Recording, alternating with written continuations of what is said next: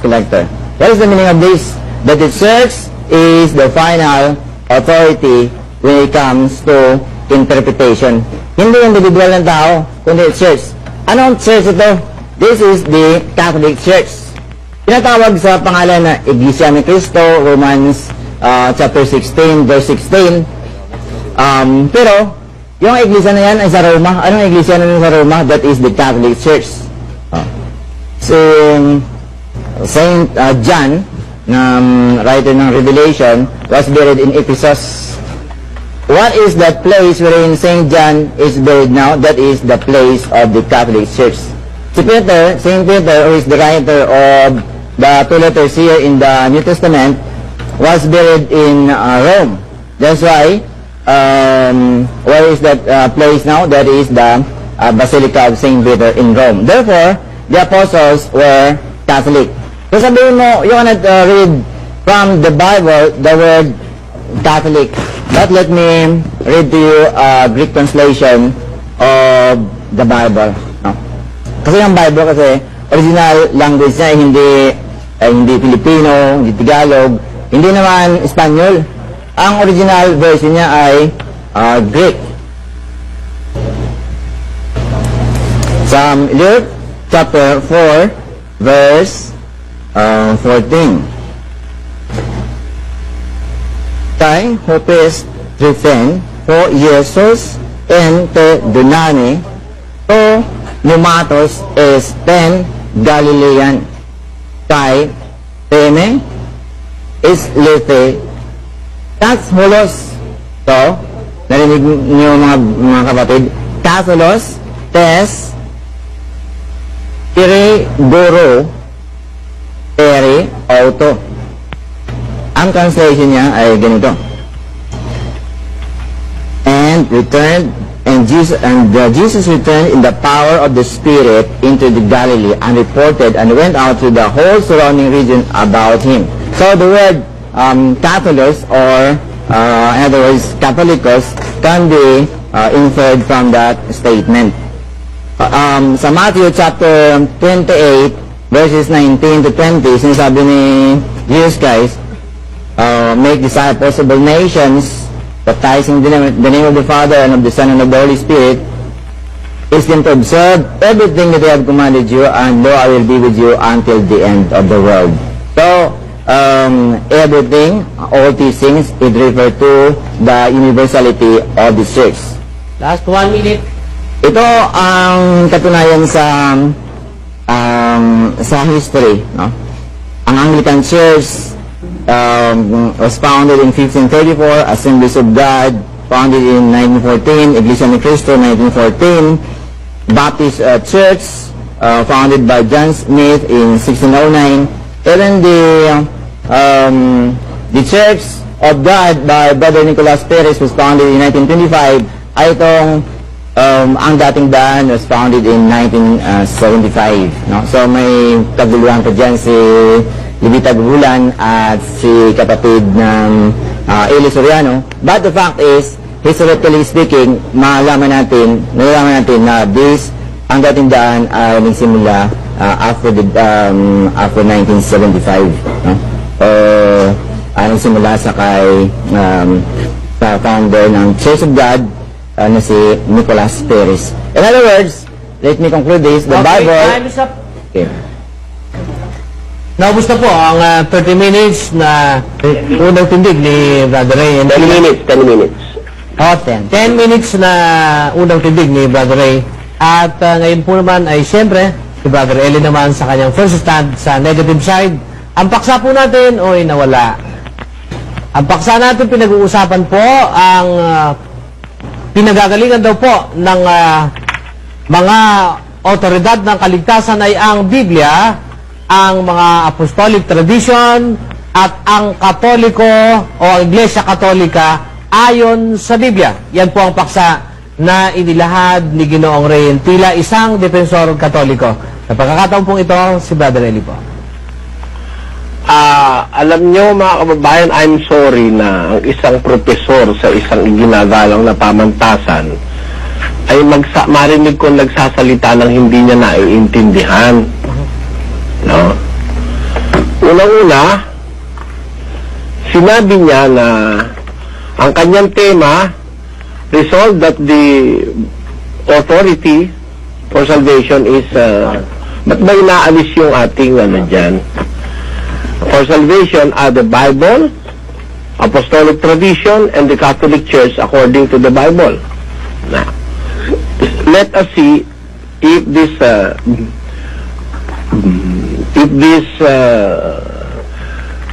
proposition is true according to the Bible. Unang-una yung sinabi niya na the Bible cannot stand alone without the backing of traditions. Let us hear from the Bible inasmuch as our theme is according to the Bible. And according to the Bible, in Isaiah 34, verse 16, it says, "Seek ye out of the book of the Lord, and read. No one of these shall fail, none shall want her mate." See? How could a person like this professor that we are speaking to can say that the Bible cannot stand alone without the backing of traditions, when the book of the Lord says that no one of these shall fail, none shall want her mate. For my mouth it hath commanded, and his spirit it hath gathered them. That is the assurance that God is giving us.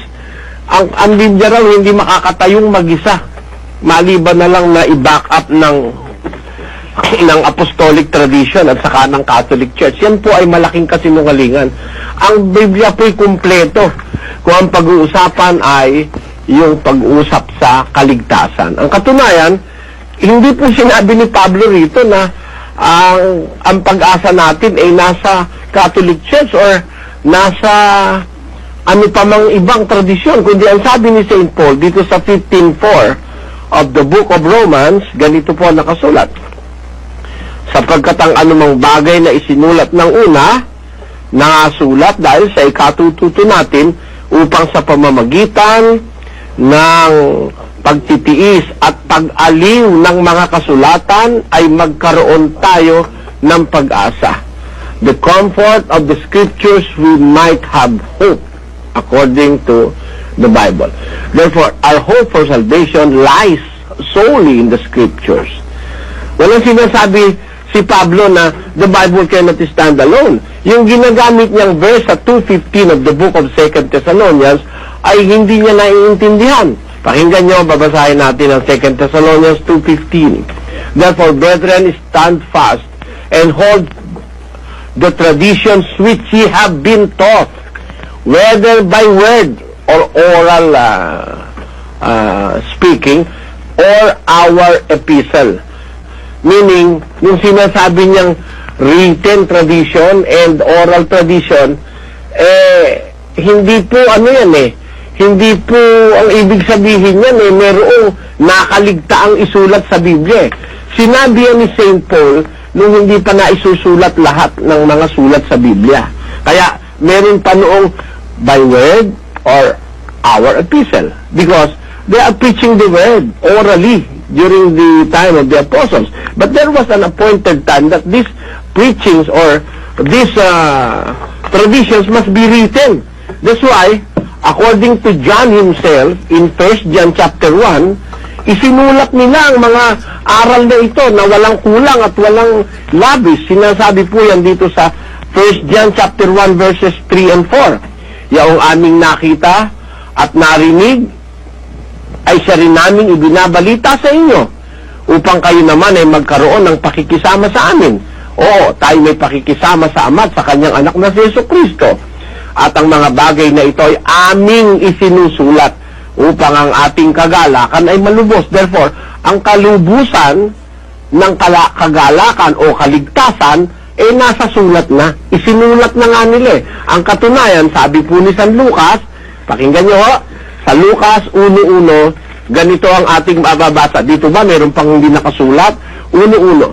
"Yamang marami ang nagpipilit mag-ayos ng isang kasaysayan noong mga bagay na naganap sa gitna natin, ayon alinsunod sa ipinatalo sa atin nilang buhat sa pasimula ay mga saksing nakakita at mga ministro ng salita, ay minagaling ko namang pagkasiyasat na lubos ng pangyayari ng lahat ng mga bagay mula ng una na isulat sa iyong sunod-sunod kagalang-galang na Teofilo. Ayan. It seemed good to me also, having had perfect understanding of all things from the very first, to write unto thee in order, most excellent Theophilus. Meaning, it was Luke who was instrumental in writing every detail of the history of Christianity during the time of Christ and the tenets and the doctrines that goes with it. Ngayon, yung sinasabi ni Mr. nung ating kapatid yan, ano? Ang church daw, o ang apostol daw ang nagbaback up ng Bible. Kasi daw, nung magkaroon ng pagtatalo ang mga brothers and sisters sa Jerusalem, si Peter daw ang nagdesisyon kaya nawala yung pagtatalo. Sinabi niya, yun ang hirap dito sa walang cross-examination eh. You cannot just cross-examine him and see how credible is the things that he have said. Ito na sabi niya si Peter daw ito. Hindi po ang nag-resolve dito si Peter. It was St. James that resolved this controversy between the brethren in Jerusalem. Dun sa chapter 15 of the book of Acts. Ang sabi po rito sa ganito. Ito po ang sabi. Dahil dito, ito po, ang sabi ng Biblia, at nang matapos na silang magsitahimik ay sumagot si Santiago, sa 15:13 po yan. Sumagot si Santiago, na sinasabi, mga kapatid, pakinggan ninyo ako. Sa verse 19, dahil dito ang hatol ko, huwag nating gambalain niya sa mga hintil ay nagbabalik loob sa Diyos, kundi sumulat tayo sa kanila na sila magsilayo sa ikahahawa sa Diyos-Diyusan, sa pakikiapid, sa binigti at sa dugo. Therefore, the one who solved the controversy that the first century Christians are trying to resolve is not Peter, but it was James. Sabi kanina nitong ating kausap, si San Pedro raw ang nag-resolve nito. Kaya para niya lang patunayan na hindi raw kumpleto ang Biblia. Ang kailangan daw ay ang tradisyon, ano? Pero hindi niya alam yung the resolving factor. Isinulat din yan bandang huli. Dito rin sa Book of Acts, sa chapter 21, sinabi yan ni Saint Luke, sabi niya, ngunit tungkol sa mga hintil, si Saint Luke po ang nagsulat nito, na sinasabi naman ito ni Santiago Apostol sa 21:25. Ngunit tungkol sa mga hintil nagsisampalatay, sinulatan namin na pinapayuhang sila magsiilag sa mga inihain sa Diyos-Diyusan, sa dugo, sa biniktit, sa pakikiapid. Hindi na kailangan yung magtutuli pa or circumcision. Ang nag-decide nito, finally, is the Apostle James. Hindi po si Apostle Peter. Tingnan mo, paano ka ngayon magtuturo ng theology niyan? Hindi mo alam yung Biblia mo. And how can you claim authority over the Bible na mismo yung binabasa mo nga, hindi mo naiintindihan, kapatid ko, kawa-awa naman ang maniniwala sa'yo. You have to read your Bible. Yan ang sinasabi ko. Ngayon, yung sabi niya, you cannot find that circumcision is not a requirement of salvation, sabi niya. It was Peter who decided that circumcision has no salvific effect. Ito sinabi niya. Mali po yun. It was not Peter. It was the Apostle James. Ngayon, ang final authority raw sa interpretation was the apostles. And that is Peter, according to him. And in fact, Peter was buried in Rome. Where in the world, or what document can you see, or in the Bible itself, that Peter was buried in Rome? He was an apostle to the Israelites. Why should he be buried in Rome? When Rome is not his place of destination. Yan ang mahirap sa walang cross-examination, kapatid na Josel. Kaya, may lampang minuto ako. Last 1 minute po, Brother Eli. Ngayon, paano raw nagkaroon ng 27 books ang New Testament? Sabi niya, ito raw is because of the Catholic Church. Eh sabi ko nga sa kanya kagabi, hindi naman 27 books ang New Testament eh. I know of other 3.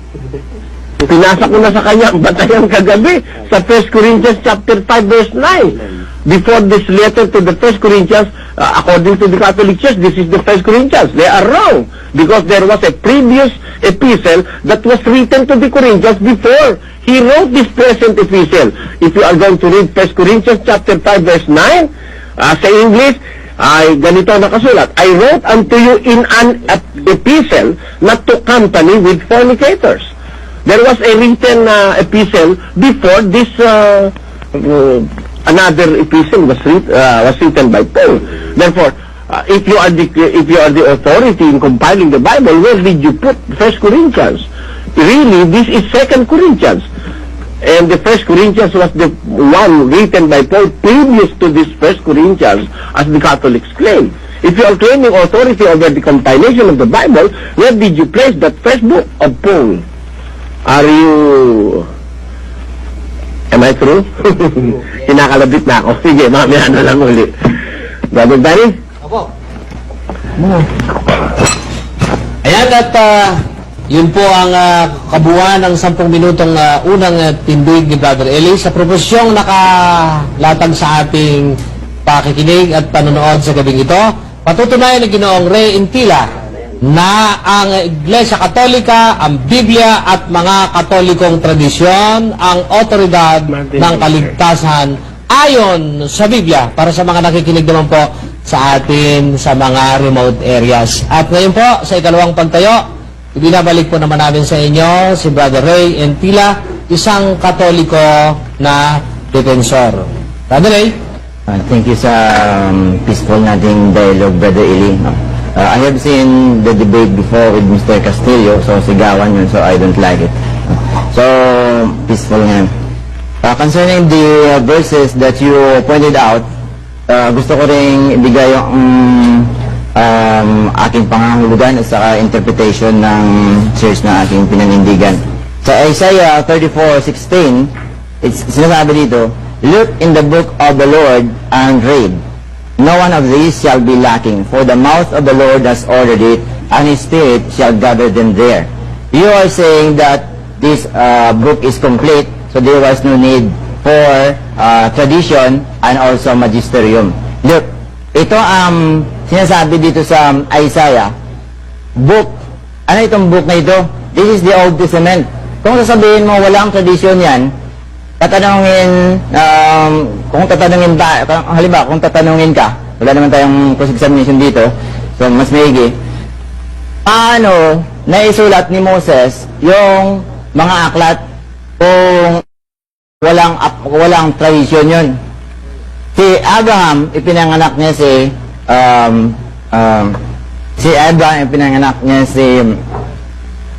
Isaac. Si Isaac, pinanganak niya si Jacob, pero hindi sila nagsulat. Paano nalaman ni Moses yung life nila? That is through tradition. Even the Jews depend also on the oral tradition. Tinatawag nila na halakha, Haggadah sa Talmud. So naniniwala sila ng oral tradition. The Jews themselves who own the Old Testament. So, hindi naman sabi na the Old Testament people depended on the Bible alone or the Old Testament alone. Secondly, hindi naman sabi na walang magisterium doon, walang teaching authority, tapos Bible lang ang binasihan doon. Moses was the authority there. He was acting just like the first pope. He was the one who promulgated the law through the command of God. So, tatlong bagay doon. The book, si Moses as the teaching authority, tapos yung tradition na nalaman ni Moses. Tapos ang nakuha nito mga writer ng Bible, yung halimbawa, itong First Kings, Second Kings, history yan. Paano nila nakuha yan? Through tradition also. So yung mga tao sa Israel, hindi sila nagbabasa na una, maraming hindi nagbabasa. So they knew the Word of God through the teaching of the rabbis. So tatlong bagay ang ilagay natin dyan. Tradition, then the book, than the teaching authority. Now, sa Romans 15:4 na sinabi ni Brother Eli, sinabi dito, "For whatever was written previously was written for our instruction, that by endurance and by the encouragement of the Scriptures, we might have hope." Sinasabi ni Brother Eli na sufficient din na yung Bible. If that is your argument, then the Old Testament is sufficient. Tingnan mo yung grammar dito. Whatever was written previously. Past tense yun eh. Kung sabihin mo whatever was written previously, sufficient na yun. Sufficient na yung Old Testament. Because St. Paul was not referring to the New Testament Bible. The same way that 2 Timothy 3:16 that says, "All Scripture is inspired by God and is profitable for teaching, reproof, and for correction." That verse there does not refer to the sufficiency of the Scripture, but it refers to the inspiration of the Scripture. So hindi pwede Bible alone. Because if you read 2 Timothy 3:15, sinasabi ni St. Paul sa Timothy, the Scripture which you have learned from your childhood. Ano yung Scripture na yun? It's not the New Testament, it is the Old Testament. So kinaklaro natin mga kapatid, mga kaibigan, na itong Bible alone cannot stand. There is no verse in the Bible that says Bible alone. Kaya si Martin Luther, na nag-umpisa niyan, sabi niya, sola scriptura, Bible alone, wala na yung church, wala yung apostolic tradition. Malaysia, kaya kinondem siya ng Council of Trent eh. Walang basihan dyan. There is no verse in the Bible that says Bible alone. Sasabihin mo, magtatanong ka kay Eli Soriano, Biblia ang sasagot. Yung principle na yan, nagsasabi niya ng principle na Bible alone, and that began with the 16th century with Martin Luther. I am sad to say that that is not a divine command, that is not an apostolic tradition, that is a human tradition that falls on the verses Matthew chapter 15 verse 3 and Mark chapter 7 verse 9. Yung sinasabi naman ni Brother Eli sa 2 Thessalonians 2:15 na tradition daw nung una, nung hindi pa isinulat. Nung isinulat na, nag-stop na yung tradition. There is no proof na galing sa Bible na yung tradition nag-stop. Kasi yung handing on of the faith is tradition. Paano ipinasa ni St. Paul sa kay Timothy ang tradition? 2 Timothy 2, chapter 2, verse 2. Sinasabi niya, "And what you have heard from me," yung narinig mo sa akin, that is a passing on of tradition. Through many witnesses, entrust to faithful people. Hindi sinabi doon, isulat mo, tapos ibigay mo sa kanila. Mag-produce ka ng Gideon's Bible, tapos pamimigay mo. Wala yan sa isip ni St. Paul. Why? Because the first century Christians were not like us. They have no books like this. It was actually a preaching church. Kaya sinasabi, yung Word of God, hindi lang nakabase sa written gospel or written Bible, written scripture. Yung Word of God ay pinipreach yun sa Matthew chapter 28 verses 19 to 20. Sinasabi ni Jesus Christ, "Go and make disciples of all nations." Hindi sinabi, isusulat nyo tapos ibigay nyo sa kanila. Mark 16:16 also, 15 to 16, preach the gospel to the creatures. That's why, sinasabi natin, itong the act of preaching na ito, this is the handing on of the apostolic tradition. Ang conclusion natin ay wala sa Biblia ang scripture, ang Bible alone. What is found in the Bible is the Bible, the apostolic tradition, and the church or the magisterium, the authority that proclaims that this is the Word of God. Okay, time is up. Yan po ang kabuuan ng final stand ni Ginoong Ray Intila. Tila nagkamali siya ng dahil may nire-raise siya mga tanong, ayaw mo niya po ng cross-examination. Kaya ina-explica po natin, ayaw niya, ngayon nagtatanong siya. Isa pa, Parang rhetorical gusto lang po question. natin sanang maipaalam sa ating mga kababayan, baka kasi gayahin kapatid na Josel, ay dapat sana ay kahit pa paano may share sa bayad si Ginoong Intila. Pero galing sa Bacolod City siya, wala daw siya dalang pambayad, kaya pinayagan na rin ni Brother Eli. Pero hindi naman po pwedeng maging ganito, baka kahit sino na lang pupunta rito, wag mo ng debate libre. para lang po konsiderasyon binigay natin kay Brother Ray, galing siya kasi ng Bacolod City, kapatid na Josel. Pero ang yaman ng Katoliko, hindi siya nakapagdala. Final stand, Brother Eli Soriano. Alam mo, may tanong siya kanina, paano rin naisulat ni Moses yung Old Testament kung walang tradisyon? Opo. Ibig sabihin, si Moses nagsulat ng Old Testament, yung kanyang books of the Old Testament, nasa kinig-kinig sa tradisyon. Nagkakamali siya, kapatid na Dani, no? Yun ang hindi alam Biblia.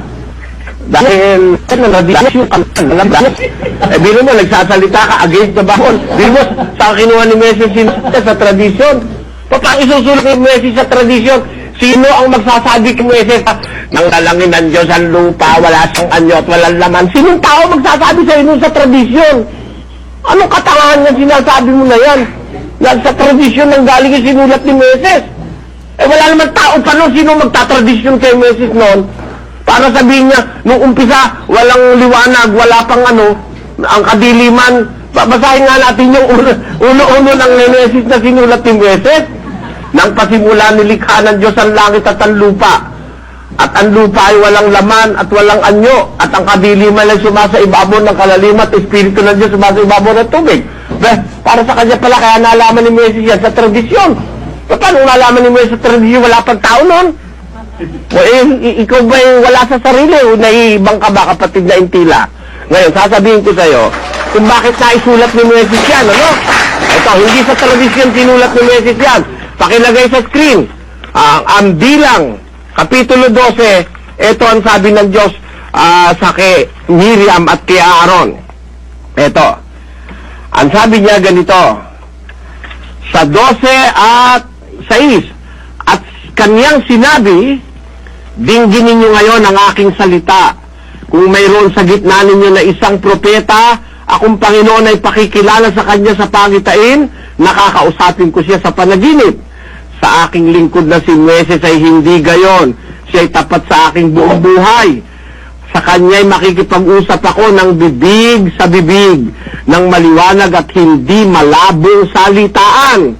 At ang anyo ng Panginoon ay kanyang makikita. Kita mo na, didirektong mula sa Diyos yan, hindi tradisyon yan, dinikta ng Diyos kay Moses yan, kanyang sasabihin, naku naman kapatid na intila, tila yata ikaw wala sa sarili yan, sabi mo na, paano naging tradisyon? Kanino kukunin ni Moses yung account of creation kung yan ay tradisyon?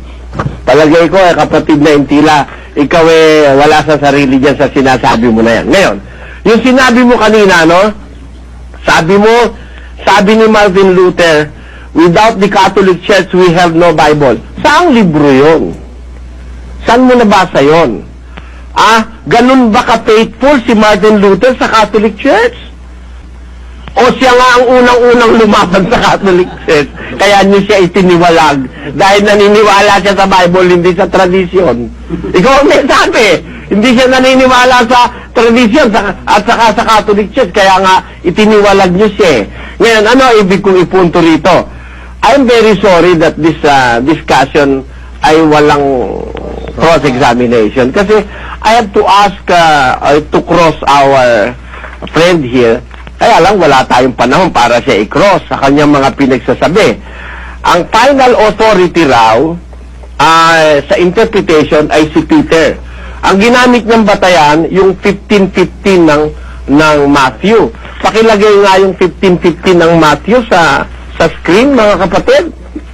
Ang sabi, sumagot si Pedro at sinabi sa kanya, ipaliwanag mo sa amin ang talinghaga. Sa 16, sinabi niya, kayo baga na may wala pa rin pag-iisip. 17, hindi pa baga ninyo nalalaman na ang anumang pumapasok sa bibig ay tumutuloy sa tiyan at inilalabas sa daanan ng dumi. Ito yung sinasabi niya kaninang talata. Ngayon, kung sagkamali man siya, meron siya sinabi na, pagka nagkasala ang kapatid mo, isumbong mo siya puntahan mo siya. Pag hindi siya nakumbinse, ay isumbong mo siya sa matatanda sa iglesia. Tapos isumbong sa iglesia at ituring na siyang hintil pag hindi pa rin siya nakumbinse. Sabi niya, no? Ngayon, ano yung authority ba ng interpretation yan? Hindi naman interpretation ang sinasabi rin forgiveness of sin yung sinasabi mong talata. Ang theme doon, ang usapan doon, ang subject matter is the forgiving of sins. Hindi interpretation of the Bible ang sinasabi ron. How dare you interpret the Bible when you do not know the Bible itself? Sabihin mo kanina, ang nag-decide doon sa controversy in Jerusalem, it was Peter, but it was not Peter, it was John, or it was James, I mean. Ngayon, yung sinasabi mo na even the Jews depends also in oral tradition. It was the Jews who were commanded by the Lord not to believe in traditions. Even the Gentiles are forewarned not to believe in the tradition of the Jews. Tingnan mo yan, hindi mo alam yung Bible mo, brother. Babasahin ko ito sa Tito, sa Titus chapter 1 verse 14. Pakilagay nyo sa screen na huwag makinig sa katha ng mga Hudyo at sa mga utos ng mga tao na nagsisisinsay sa katotohanan. Ano ba ang makinig sa tradisyon ng mga Hudyo eh? Bakit? Ano ba ang sabi ni Kristo sa mga Hudyo? Doon sa Mark 7:7, ang sabi nito, sa English, pakilagay nyo, for in vain they worship me, teaching for doctrines the commandments of man. Sa 8, for laying aside the commandment of God, ye hold the tradition of man, as the washing of the pots and cups and many other such like things you do. That is the pronouncement of Christ. You must not believe in the traditions of man. You must not believe in the tradition of the Jews. How come you conclude that Moses, in writing the Bible, or the Old Testament of the part of the Old Testament of the Bible, depended on traditions? It is very much impossible because it is commanded by the Lord that to trust the traditions of man and the traditions of the Jews. Now, yung sinasabi mo na yung sa Roma 15:4, hindi pa naman daw nakasulat no ng Old Testament, ano? Ay ang New Testament. Basahin natin uli ang 15:4 of the book of Romans. Ibig niyo sabihin, yung sinabi dito ni Paul, ang Old Testament ang pagbabatahin. Basahin natin, pakilagay sa screen. Sapagkat ang anumang mga bagay na isinulat ng una, na ay nangasulat dahil sa ikatututo natin, upang sa pamamagitan ng pagtitiis at pag-aliw ng mga kasulatan, magkaroon tayo ng pag-asa. Tingnan mo, saan dinidisiplina ni St. Paul ang mga kapatid? Sa kasulatan, di ba? Kahit na yan, sabihin mo yan ng Old Testament, ibinabatay pa ni Paul ang paniniwala ng mga kapatid na Kristiyano sa kasulatan. Ngayon, natatapos ba yan dyan? Si Paul lang may sabi niyan, si Paul din ang may sabi nitong 4:6 of 1 Corinthians. Ang sabi niya rito sa 4:6, ang mga bagay ng ito, mga kapatid, inianyo ko sa halimbawa sa aking sarili at kay Apollos dahil sa inyo, upang sa amin mga tuto kayo, huwag magsigit sa mga bagay na nangasusulat. O edi, nagsulat talaga ang mga apostol, and you must learn from what the apostles have written. Learn in us not to think of men above that which is written, that no one of you be puffed up for one against another. Matututo tayo, huwag hihigit dun sa mga nakasulat na sinabi ng mga apostol, dahil alam nilang isusulat nila yan eh.